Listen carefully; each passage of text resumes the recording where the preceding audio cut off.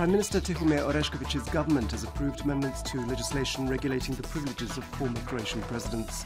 The changes, which would become effective on the 1st of May, will leave former President Stjepan Mesić only with the right for a security detail. He would no longer be able to draw funds from the state budget to cover the running of an office with 2 full-time staff members and a driver. Also, Prime Minister Orešković announced today that Vesna Pusic had the support of the government in standing as a candidate for the post of UN Secretary-General. During today's parliamentary question time, First Deputy Prime Minister Tomislav Karamarko announced that probably from the 1st of September, every newborn child in Croatia will receive a payment of €1,000. He also rejected speculation that the government wanted to extend the working day to 9 hours and stated that the most socially vulnerable citizens wouldn't be negatively affected by health sector reforms.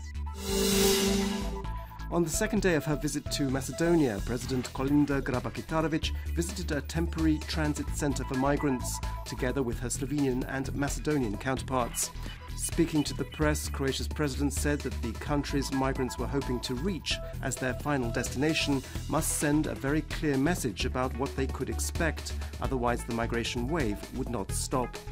Control of the Macedonian border with Greece is critical in ensuring the continued closure of the so-called Balkan migration route. The earthly remains of Croatian Saint Leopold Mandić were transported from the Italian town of Padua to Zagreb today. They have been kept there since Saint Leopold's death in 1942.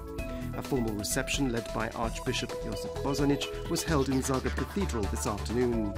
Leopold was canonized by Pope John Paul II in 1983 and is hailed as the Apostle of Unity for trying to unify the Catholic and Orthodox churches.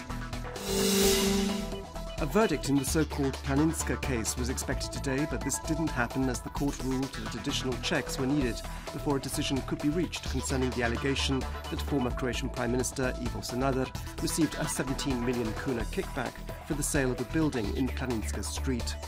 In 2009, the then Ministry of Regional Development bought the building from the company of a former HDZ MP and businessman Stjepan Fiolic at an inflated price.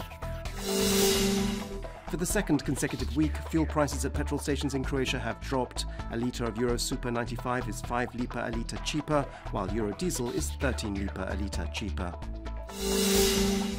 Sport, and Croatia won a silver medal at the European Sailing Championships in Spain yesterday. Šime Fantela and Igor Maranic lost to France by a 4-point differential in the finals of the 470 class. Earlier this year, the pair won the gold at the World Championships in Argentina. In the fourth round of basketball's Champions League, Split were defeated by Zadar 90-78.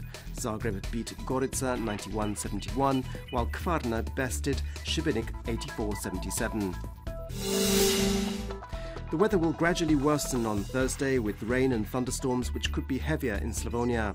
Inland, temperatures are expected to drop significantly. There'll be a moderate to strong northwesterly wind inland, while on the coast there'll be a westerly and northwesterly with a moderate southeasterly yugo wind in southern Dalmatia during the early morning. Lowest morning temperatures in most regions will be between 8 and 13 degrees Celsius. Highest daily temperatures should be mainly between 15 and 20 degrees. The next few days will be partly or mostly sunny inland and temperatures should gradually rise.